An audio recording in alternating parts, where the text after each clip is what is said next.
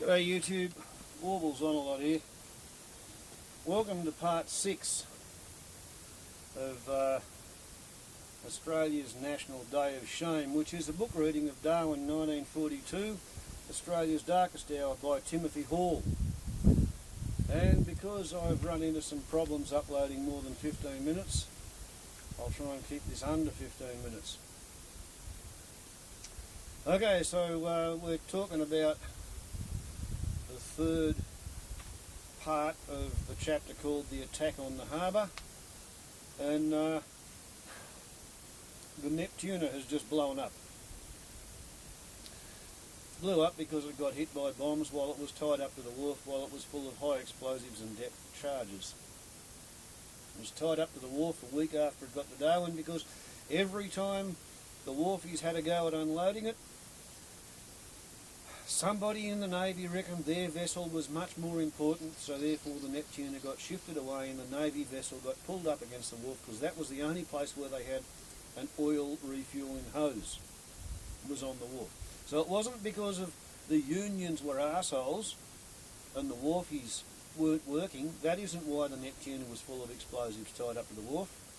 It was because the Navy gave themselves priority at the wharf any time they wanted fuel. Life's like that. Okay, lying not 200 metres from the stricken Neptuna before she exploded, and hidden from the Japanese aircraft by dense smoke from the burning ships, was a Qantas flying boat, the Camilla, that had arrived in Darwin the night before. When the raid began, her crew, including two Qantas captains, Bill Crowther and Bert Hussey, were sheltering in a gutter around the corner from the old Darwin Hotel. As the bombs fell on the post office, they watched in astonishment as a huge wooden drum of lead cable was lifted out of the post office store yard as effortlessly as if it had been a reel of cotton and hurled 150 metres. They had a grandstand view as the next formation of bombers unleashed a salvo that fell near the hospital. Behind the level bombers came the dive bombers in a long line ahead, and they peeled off one by one, swooping down on the ships in the harbour. After they had dropped their bombs, the dive bombers went back into the attack with their guns blazing, strafing any targets they could find. This is 1942. That's exactly what British dive bombers were doing all over the Middle East. It's stock standard procedure. First bomb, then machine gun. This makes it appear to be a barbaric affectation of the Japanese, it's why I mention it. When the raid was over, Hussey and Crowther decided to go down to the harbour to see if the Camilla had somehow survived. At the Qantas office they found the company car still intact and drove through the deserted streets, crossing their fingers that a stray dive bomber or fighter did not return and spot them moving. But their luck held and they were relieved and astonished, confronted as they were by the devastation on the harbour, to see Camilla still riding at her mooring buoy, apparently little the worse for wear. From the men who were struggling out of the water, they quickly learned that Neptuna, which was now glowing red, was on the point of blowing up.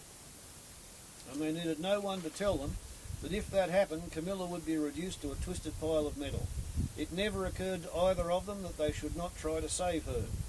With the sound of the rumbling Neptuna to urge them on, they ran down the passenger landing wharf and arrived just as John Waldy was landing a load of survivors.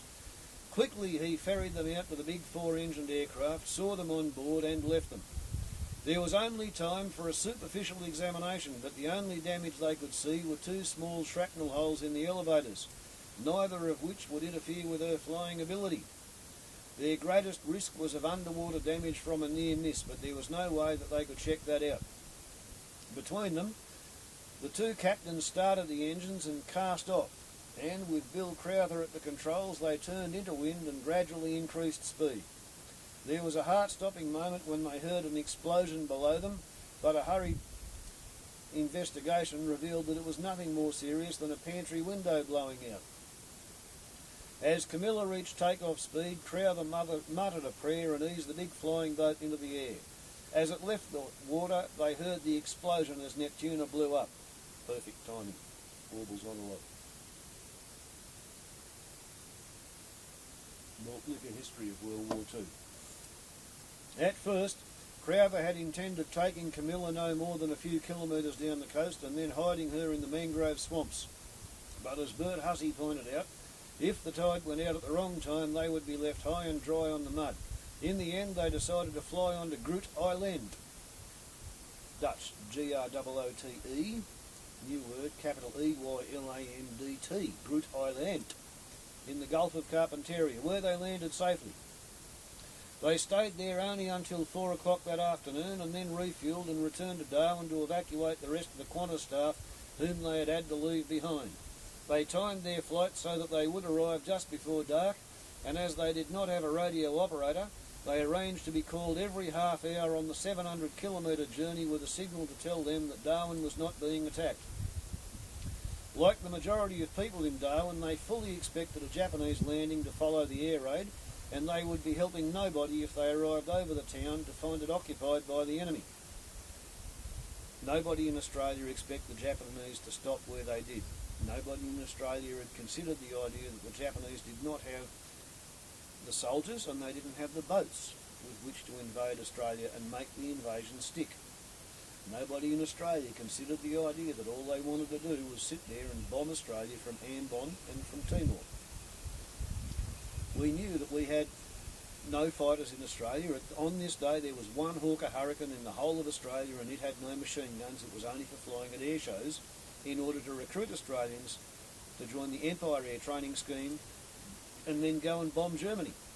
That's what Australia was up to. That and running around the desert in Libya chasing General Rommel. The raid had lasted for about 45 minutes, and when it was over, the harbour was a scene of total devastation. Of the 45 ships anchored there or moored there, 8 were sunk. 4 had been beached, and 11 were on fire or severely crippled. Few, if any, escaped completely unscathed.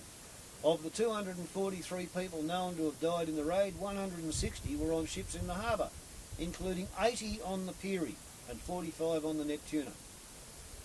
The failure to give the ships any warning, even when the Japanese planes were over the town, was a critical factor in the magnitude of the disaster.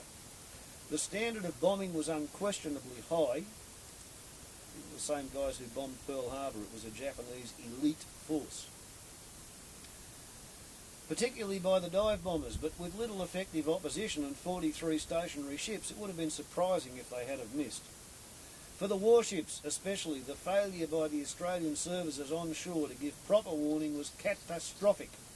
They were all under steam, and a destroyer on the move is a very much harder target to hit from the air than a destroyer anchored to the bottom of the harbour. The 20-minute warning that Lou Kernock believed he had given would have almost certainly saved the lives of the Americans on the Peary, and many of the merchant ships would have been able to move.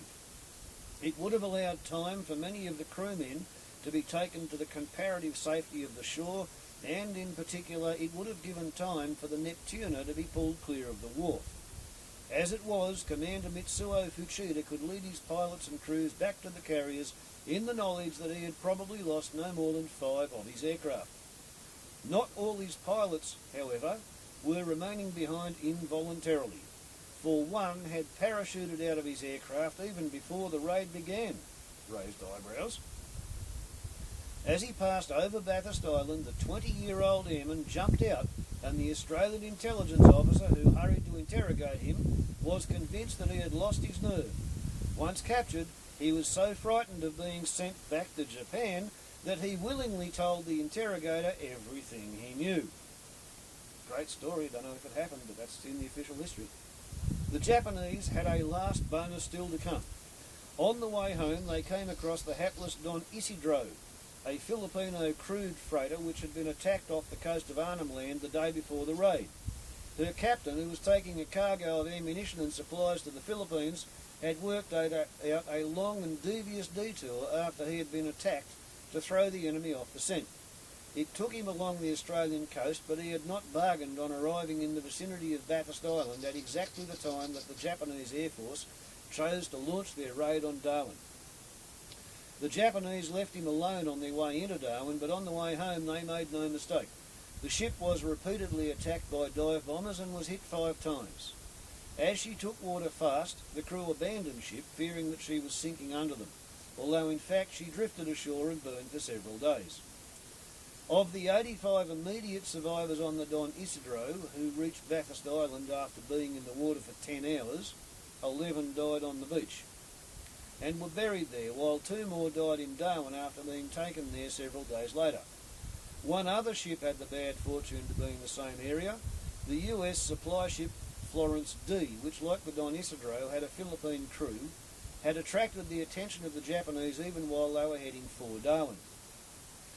When the bombers went overhead, they had spotted a US Navy Catalina flying boat circling the Florence D, and 9 Zeros had jumped the aircraft, shot it up and forced it down. They had then immediately flown off.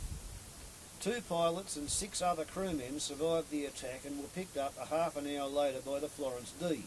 At midday she was bombed and strafed by a Japanese float plane, without suffering much damage, but later, perhaps annoyed by the fact that she was still afloat, or aware that she was carrying ammunition. This guy's fantasies about Japanese intelligence are just mind-buggering. 9 dive bombers came to destroy her once and for all. Japanese Naval Carrier Task Force, and they know there's an American boat. Do they give a shit what it's carrying? Not really. It's a legitimate target, so they will sink it. Or try.